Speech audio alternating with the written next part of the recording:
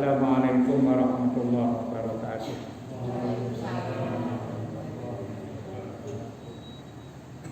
Bismillahirrahmanirrahim. Innal hamdalillah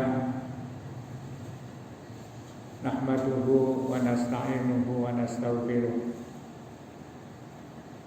Wa na'udzu billahi min syururi anfusina wa min sayyiati a'malina. May yahdihillahu fala mudilla lahu wa may yudlil fala hadiya lahu. Asyhadu an la ilaha illallah wahdahu la syarika lahu wa asyhadu anna Muhammadan abduhu wa rasuluhu la nabiyya ba'dah. Allahumma shalli wa sallim wa barik ala sayyidina Muhammad wa ala alihi wa ashabihi wa mawalah. La haula wa la quwwata illa billah, amma ba'du. Qala al-musannifu rahimahullah wa nafa'ana bihi wa bi ulumihi fid dharain, amin. Bab takamul ubudiyah, menerangkan tentang usaha untuk menyempurnakan ibadah. Jadi ibadah itu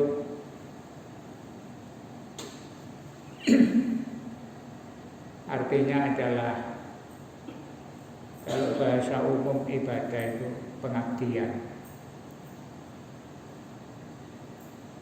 Mengabdi kepada Allah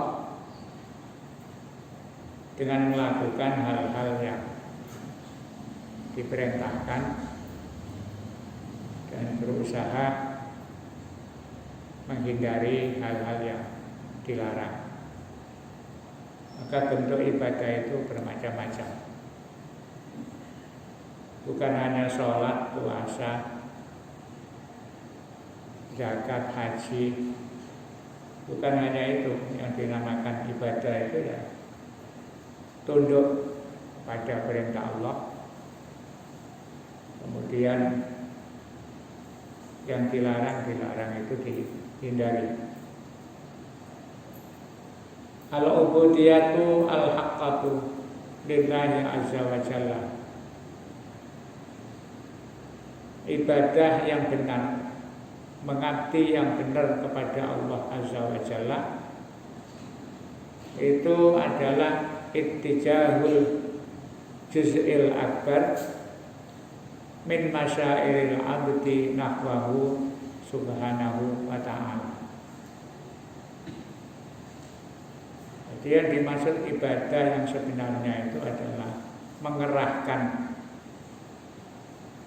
sebagian besar dari perasaan seorang hamba nahwahu subhanahu wa ta'ala untuk fokus atau mengkaitkan kepada Allah.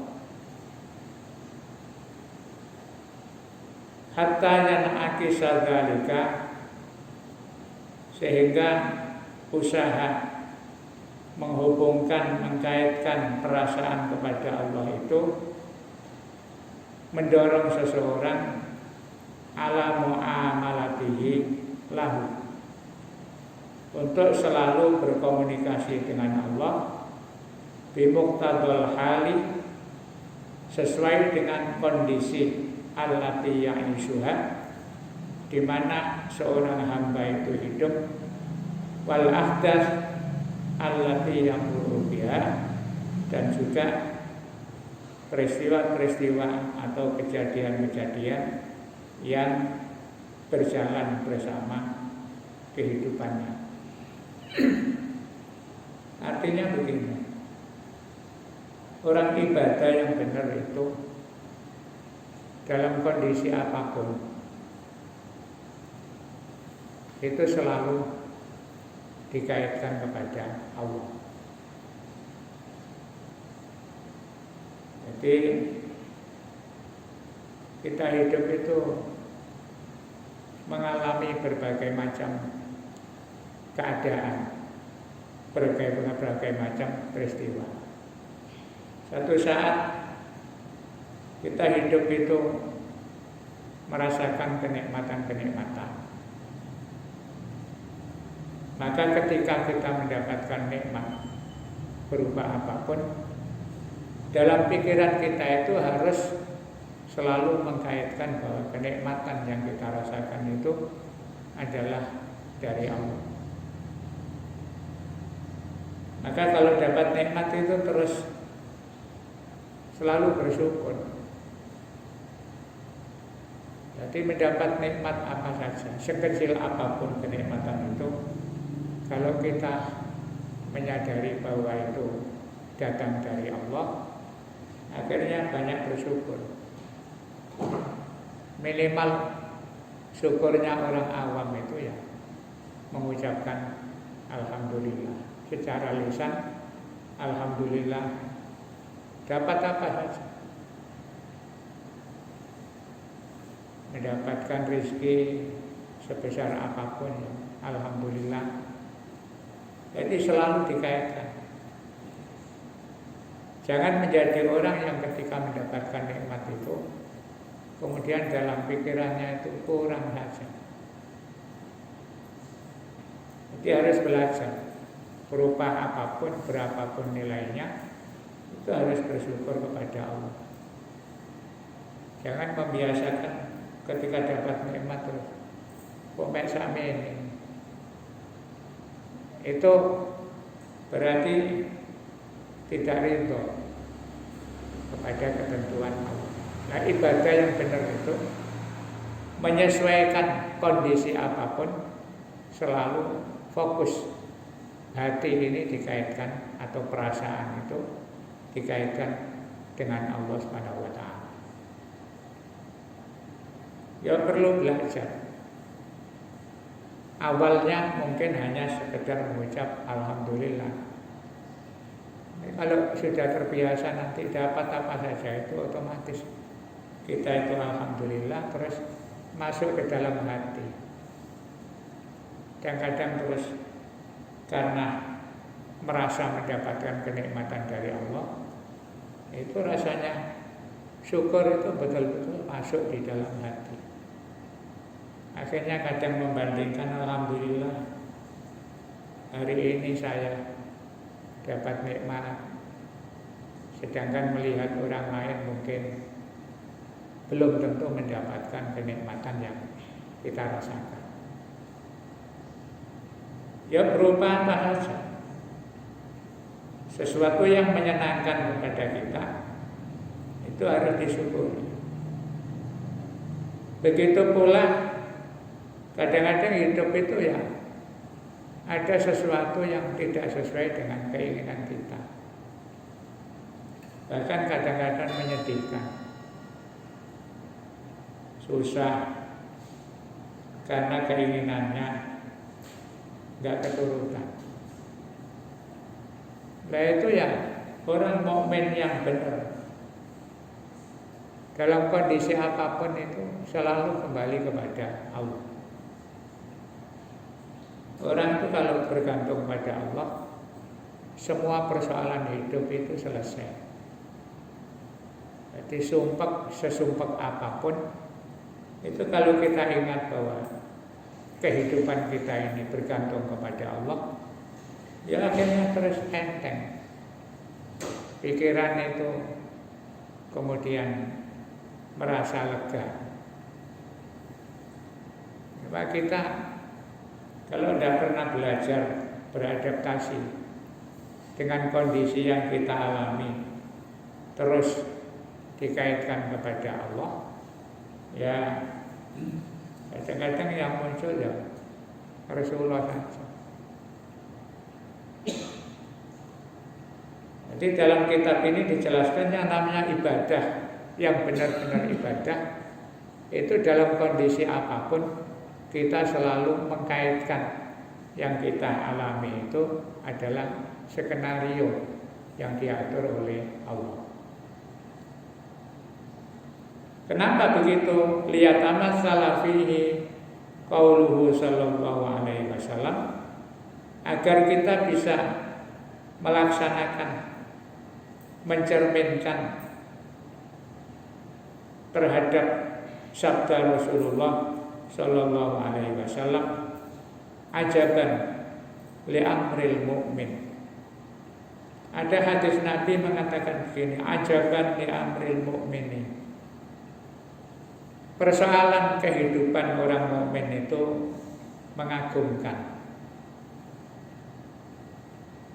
Jadi orang mukmin itu dalam kondisi apapun hidupnya, itu kata Rasulullah mengagumkan. Ada yang mengartikan mengherankan. Jadi kalau kita melihat sikap dan hidup orang mukmin yang sebenarnya, itu kata Rasul sungguh mengagumkan. Kenapa dianggap mengagumkan? Inna amrohu kullahu lahu khairun. Karena segala urusan dan keadaan orang yang beriman itu tidak ada yang jelek. Semuanya itu positif, semuanya baik. Walaisa dzalika li ahadin, dan itu tidak dirasakan oleh siapapun illa lil mu'minin, kecuali hanya dirasakan orang-orang yang beriman. Jadi orang beriman itu kata Rasulullah kehidupannya itu indah. Maka ada penceramah-penceramah itu kadang-kadang membuat tema itu, judulnya Islam itu indah. Gimana indahnya?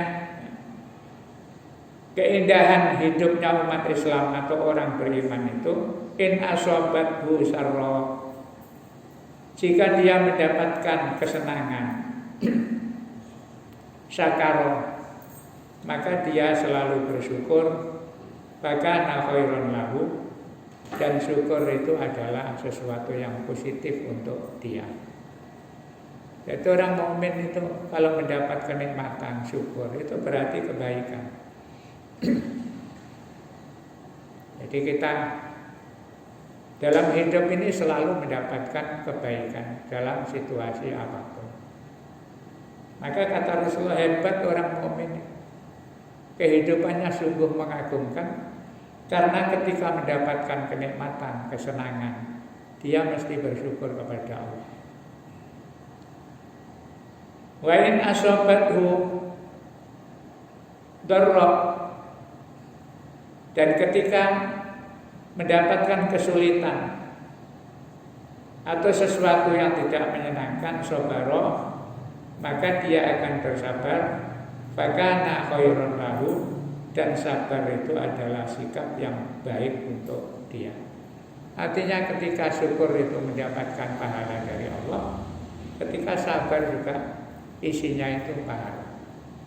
Jadi orang mukmin itu tidak ada yang negatif dalam kehidupan, baik itu dalam situasi menyenangkan atau situasi yang menyedihkan. Kalau senang bersyukur, tapi kalau tidak senang bersabar.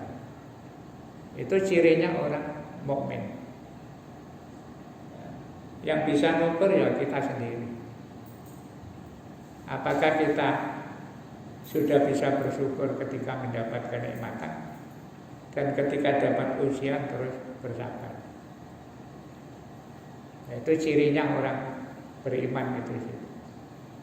Senang ya alhamdulillah, bersyukur. Kalau perlu misalnya berupa materi atau berupa kesehatan atau berupa apa saja, disyukuri, dan syukur itu ya wujudnya bisa bermacam-macam. Dapat rezeki banyak, cara syukurnya ya walaupun tidak banyak misalnya, ya ada yang disedekahkan kepada orang lain. Ketika mendapatkan ujian, hal-hal yang tidak menyenangkan, ya sabar. Ya, sabar itu dibarengi ikhtiar. Salah satu ikhtiar yang paling gampang itu, kata Rasulullah, bagian dari ikhtiar itu diantaranya doa. Doa itu adalah kalau kita betul-betul pasrah kepada Allah, ya nanti Allah akan meringankan beban pikiran kita. Doa itu salah satu upaya. Kata Rasulullah, doa silahul mukmin.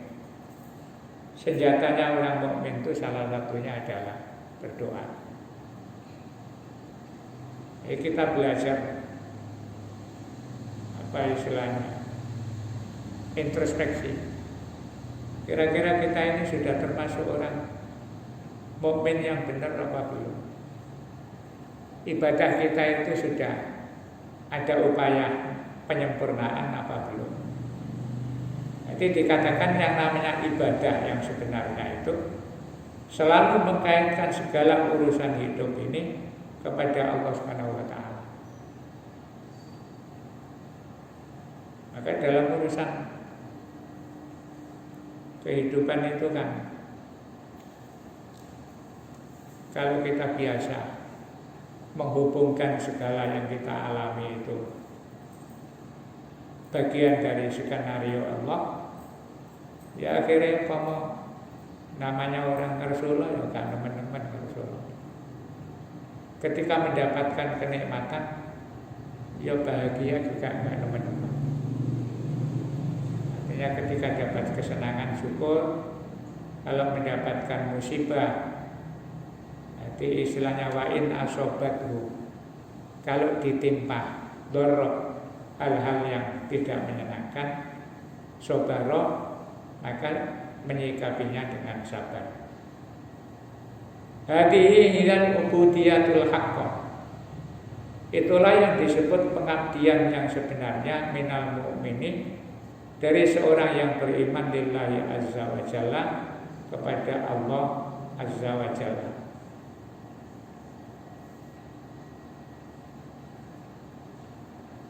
Yani ayang budahu subhanahu, hendaklah berusaha untuk beribadah kepada Allah, wa tattajiha masyairuhu nahwahu hasbal halati allati yamurru biha. Jadi di samping beribadah, ibadah itu artinya mematuhi yang diperintah Allah, meninggalkan yang dilarang. Kemudian berusaha memfokuskan perasaan dan pikirannya itu kepada Allah, hasbal halati allati yamurru biha, sesuai dengan kondisi yang dia alami. Fatajiduhu yataqallabu bainal khaufi war raja. Maka sikap selalu mengkaitkan kepada Allah itu akan membuat perjalanan hidup seseorang itu bainal khaufi, antara takut war rajai dan berharap. Jadi artinya begini, orang itu kalau sudah terbiasa mengkaitkan seluruh kehidupan kepada Allah, itu nanti di dalam hatinya itu ada dua sikap. Yang pertama, khauf. Khauf itu selalu khawatir, takut dalam segala hal, termasuk di dalam soal ibadah.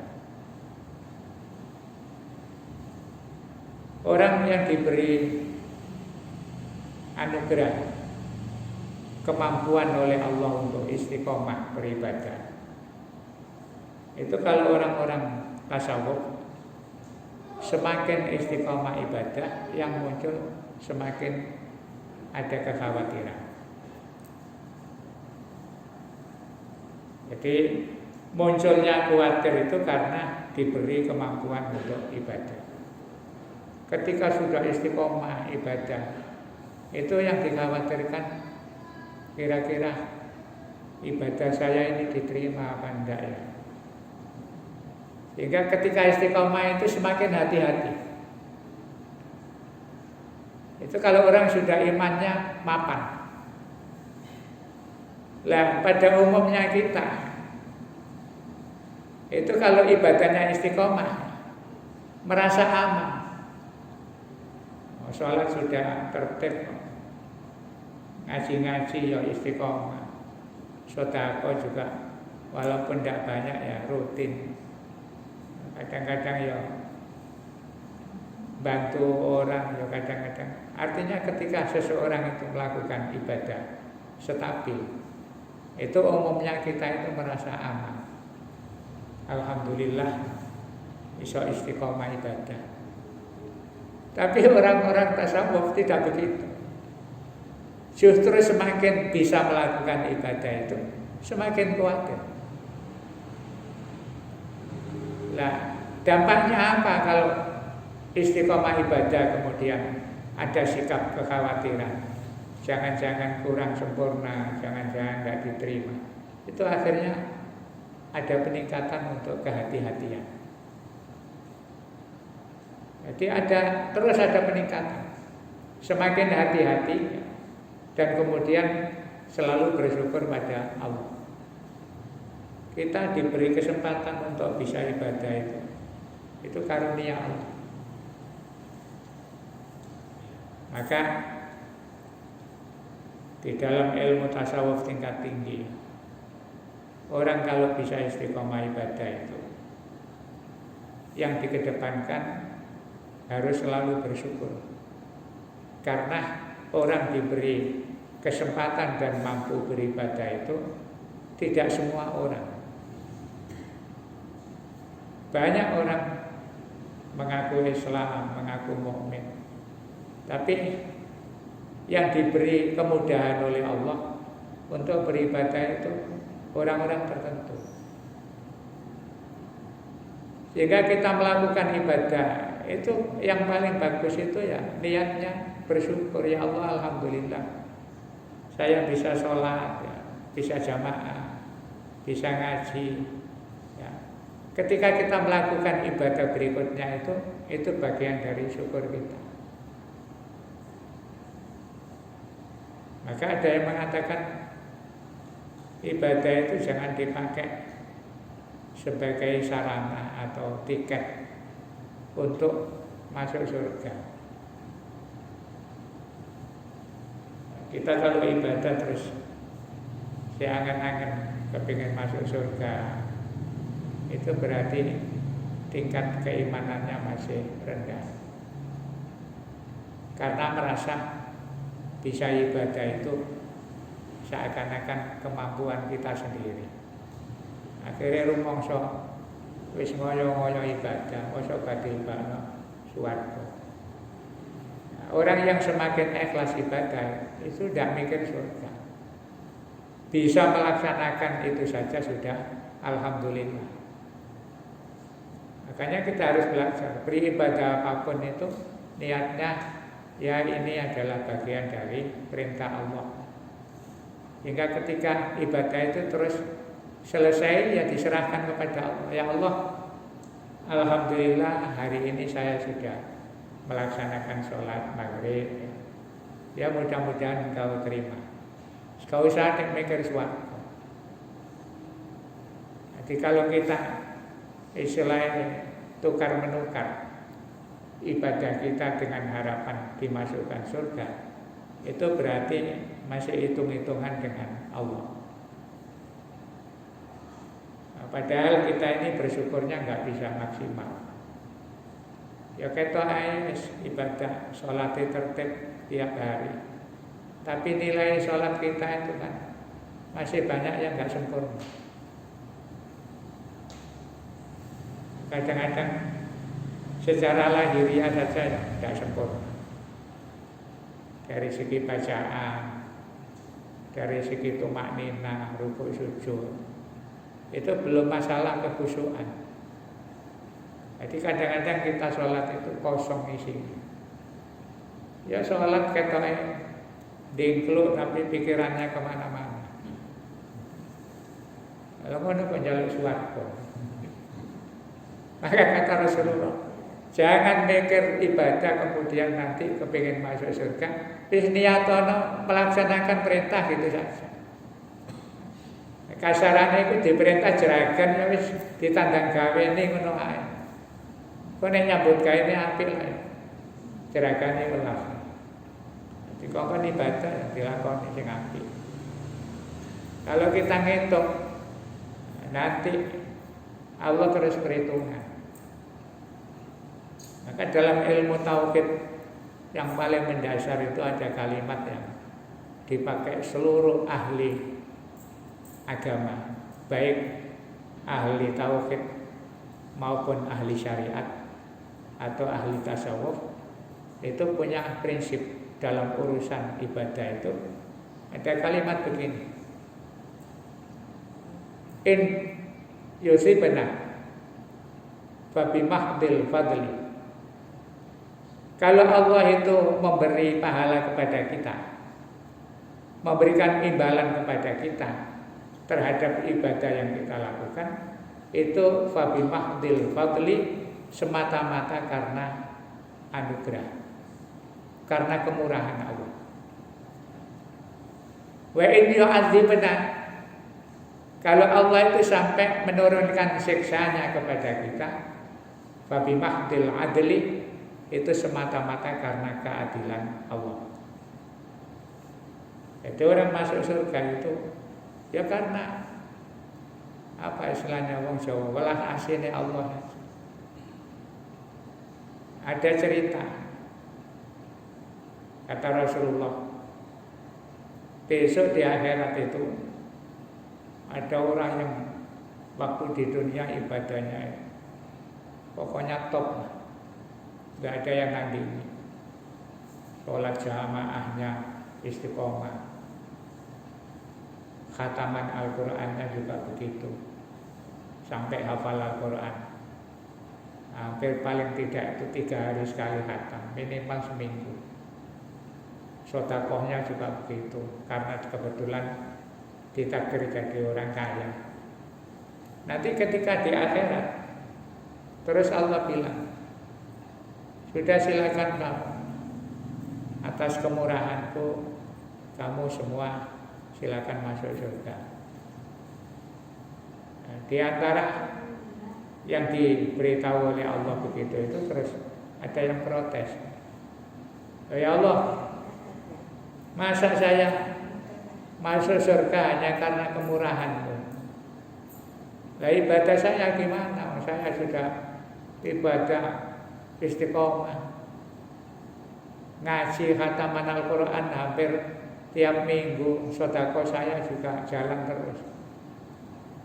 Kata Allah, oh, jadi kamu kepingin hitung-hitungan.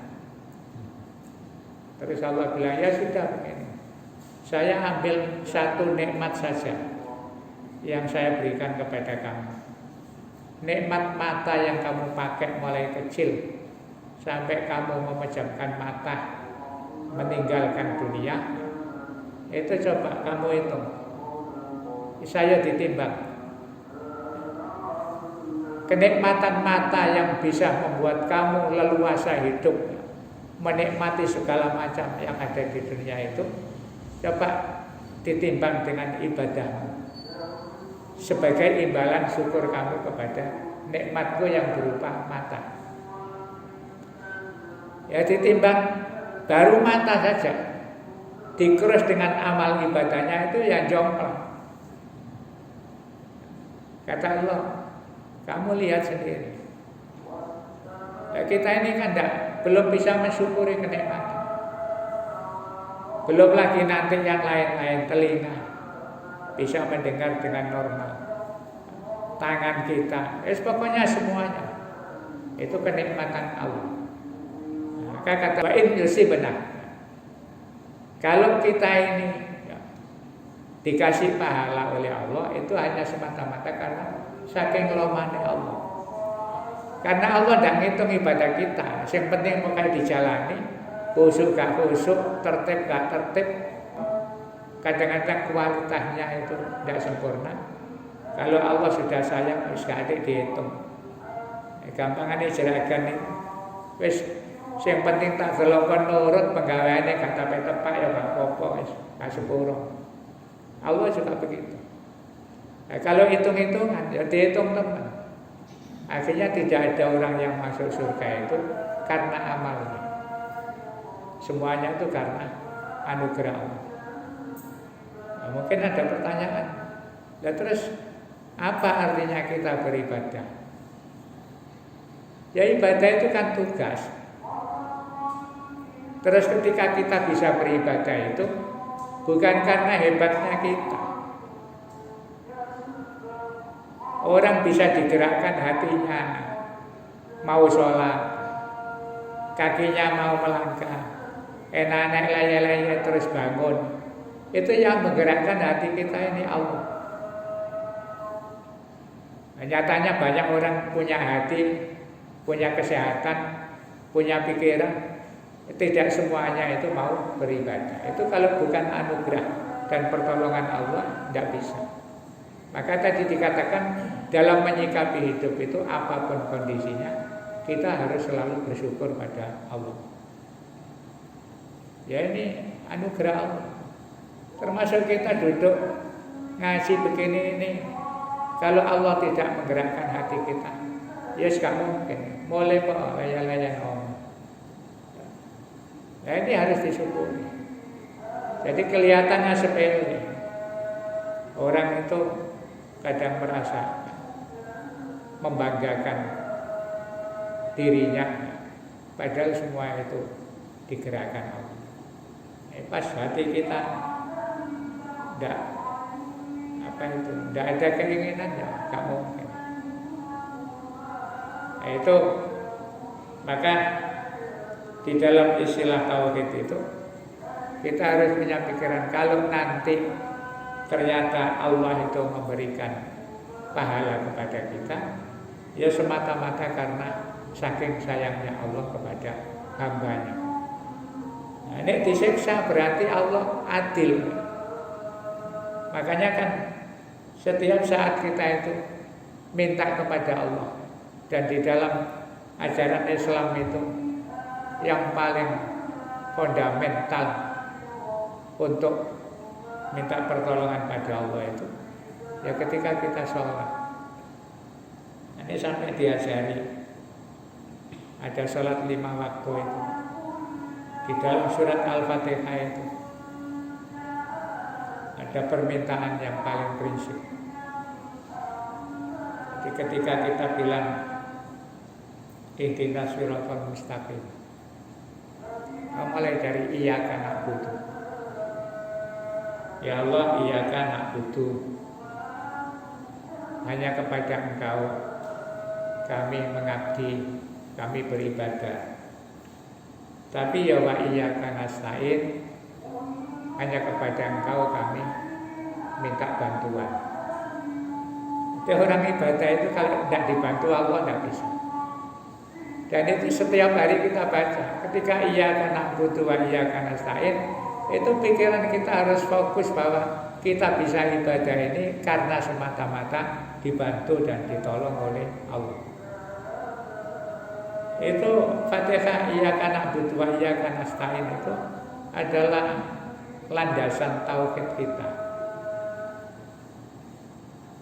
Harus dirasakan minimal pada saat iyyaka na'budu wa iyyaka nasta'in itu yang ada dalam pikiran kita, saya bisa begini ini hanya karena dibantu oleh Allah.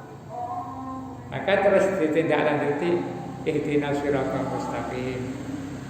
Karena itu ya Allah, terus berikan kami petunjuk supaya bisa melalui jalan yang benar. Siratal mustaqim itu ya siratal ladzina an'amta 'alaihim, jalannya orang yang diberi nikmat oleh Allah.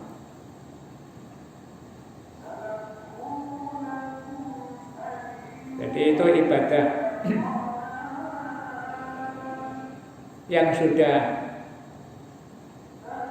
sebenarnya itu yataqallabu bainal khaufi war raja. Ketika bisa melakukan ibadah dengan baik, ada kekhawatiran. Jangan-jangan tidak bisa istiqomah, jangan-jangan nanti kurang. Karena ibadah itu dibantu oleh Allah. Jadi kita harus selalu khawatir. Iyyaka na'budu wa iyyaka nasta'in itu ya Allah terus tolong bantu kami supaya bisa tetap istiqomah beribadah. Kemudian ar-raja. Sikap yang kedua adalah harapan. Orang yang beriman itu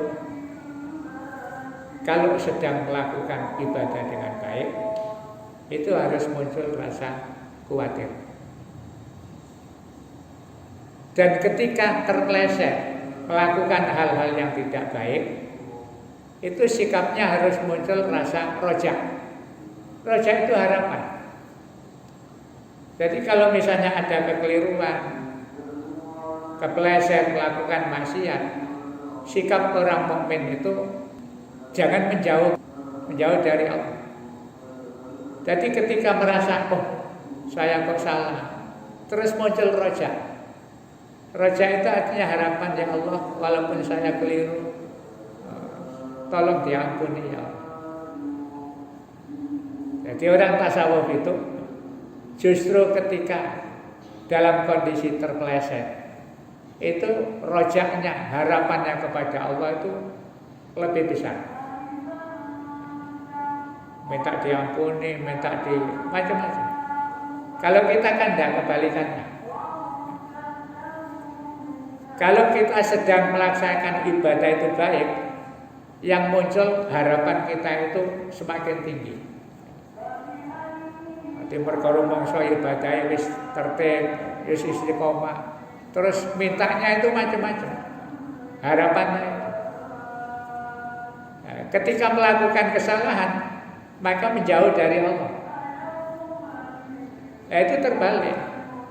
Ibadah yang benar itu ketika kita stabil melaksanakan ibadah, itu justru wis nggak usah minta macam-macam. Minta dilindungi Allah saja supaya bisa tetap istiqomah. Ketika kita merasa ada kesalahan, kadang-kadang urusan sholat saja kadang yang belewer, mau keturun, mau apa, terus ya kita nggak perlu pesimis, ya Allah.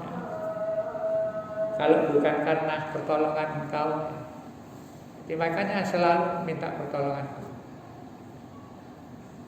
Justru kalau dalam posisi yang kita tidak stabil, itu jangan sampai lari. Mendekat kepada Allah, berharap kepada Allah, berarti kita termasuk orang yang beriman. Maka ketika salah itu terus bangkit imannya, kemudian berusaha istighfar, minta ampun pada Allah, sehingga yang muncul itu harapan-harapan. Itu yang dikatakan ibadah yang sebenarnya. Jadi ibadah yang benar itu malah kalau kita stabil istiqomah itu, terus kata berharap macam-macam. Hanya kepingin supaya dilindungi Allah ibadah kita, keistiqomahan kita. Artinya ketika kita bisa ibadah itu bersyukur, ya Allah, ya, jadikan kami bisa tetap istiqomah. Ya. Karena kalau tidak ditolong Allah tidak bisa. Pada saat kita terpeleset melakukan kemaksiatan, kesalahan, yaitu sebagai orang mukmin terus sadar, wis tak taubat minta ampun kepada Allah. Allah itu Maha Pengampun. Jadi ada hadis malah mengatakan, orang itu kalau berdosa terus sadar bahwa dia keliru, kemudian minta ampun kepada Allah, itu Allah mesti mengampuni. Jadi ada hadis itu mengatakan, hadis qudsi, ketika seorang hamba adzanaba dzamban, melakukan dosa, fastaghfarali, kemudian dia minta ampun kepada saya, wa yaqulu, ya Allah, ighfirli, fa innahu la yaghfiru dzunuba illa anta. Kapan ya Allah, ampuni saya. Tidak mungkin ada yang bisa mengampuni dosa kecuali Engkau. Itu apa jawabnya Allah? Bilang kepada malaikat. Itu coba perhatikan. hambaku. Dia menyadari bahwa dia punya Tuhan yang Maha Pengampun. Karena itu dia selalu minta ampun kepada saya. Jadi gampangannya begini.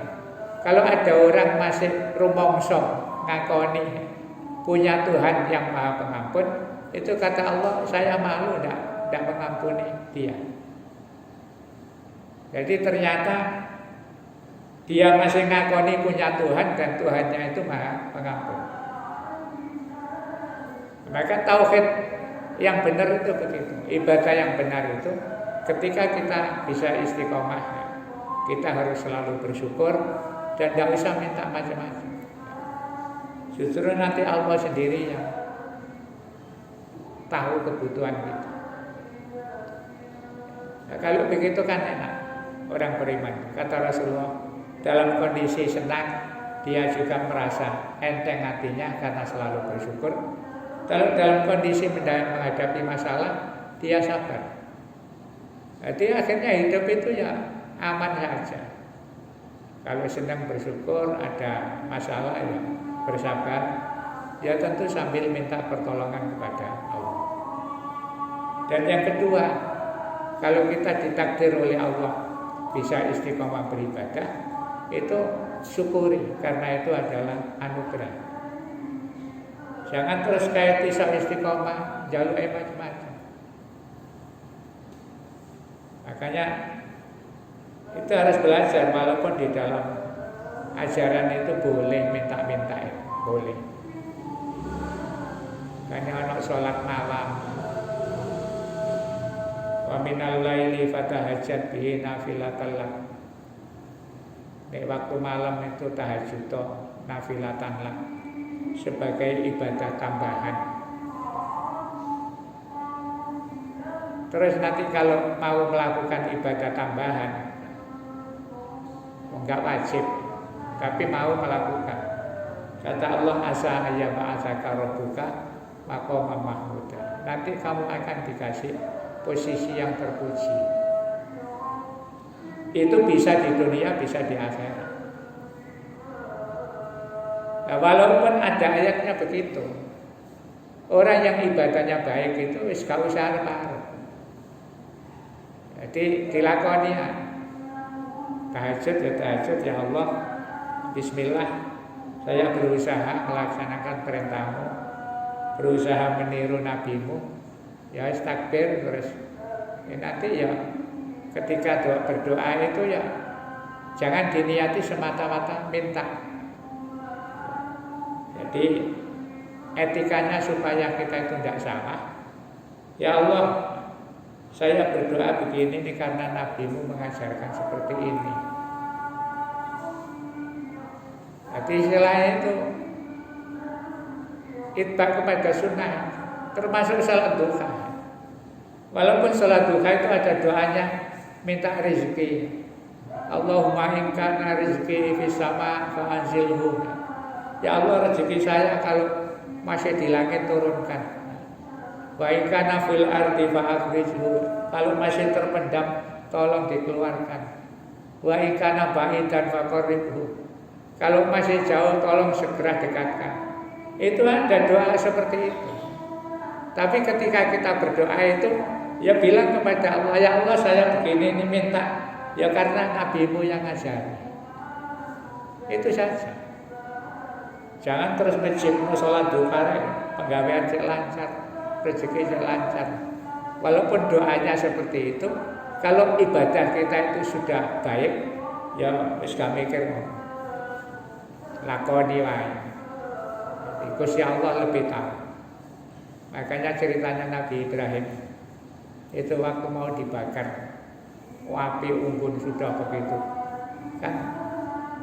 Apa itu? Malaikat Jibril datang. Nabi Ibrahim sampai menghadapi situasi yang sudah gawat ini. Apa tidak perlu bantuan? Ya, malaikat datang menawarkan bantuan. Ya, kata Nabi Ibrahim, Sampean itu siapa? Kok nawarkan bantuan kepada saya? Oh, sampean itu ya makhluknya Allah, saya ya makhluknya Allah. Ya terserah Allah. Kalau memang Allah itu masih menghendaki saya hidup, ya nanti kan Allah yang bertindak. Kalau saya dibakar terus mati, ya alhamdulillah, berarti nggak ada tugas untuk menyebarkan agama, selesai. Jadi kata Nabi Ibrahim, pengetahuan Allah terhadap diri saya itu sudah cukup, saya nggak perlu minta. Allah mesti tahu apa yang saya butuhkan. Lapa adik minta barang. Masa bodoh Gusti Allah. Jadi kalau kita sudah bisa ibadah itu gak jalur-jalur, ya nanti ada saja. Hidup ini pokoknya masih selamat, dikasih kesempatan hidup oleh Allah. Tidak tahu caranya, tapi ya tetap wajib ikhtiar. Nah, ketika ikhtiar itu jangan terus kemudian istilahnya wong Jawa ngejipno. Nyambut gawe rek sing oleh duit. Kadang-kadang ono nyambut gawe oleh duit. Ketika nyambut gawe itu niati, ya Allah saya berangkat ini untuk usaha mencari rezeki demi kepentingan keluarga, anak istri. Mohon berikan kelancaran, berikan barokah. Jangan punya keyakinan nih budal nyambut gawe mesti oleh duit. Gak kurangan orang nyambut gawe gitu, wayahe bayaran gak dibayar sampai cerakan. Wah, kalau duit ya, ngenteni sak minggu kas ya. Itu kalau Allah sudah akhirnya diteni sak minggu, malah-malah terus wangi minggat. Nah itu, maka jangan kita mengandalkan nyambut gawe mesti oleh duit. Ketika berangkat keluar dari rumah itu, Bismillah ya Allah, saya berangkat ini melaksanakan perintahmu ya, karena ada kewajiban untuk urusan nyantuni keluarga dan sebagainya. Itu jadi roja wal khauf itu artinya ketika kita dalam kondisi aman itu justru harus hati-hati, dan dalam kondisi tidak aman kita selalu berharap pada Allah. Yang demikian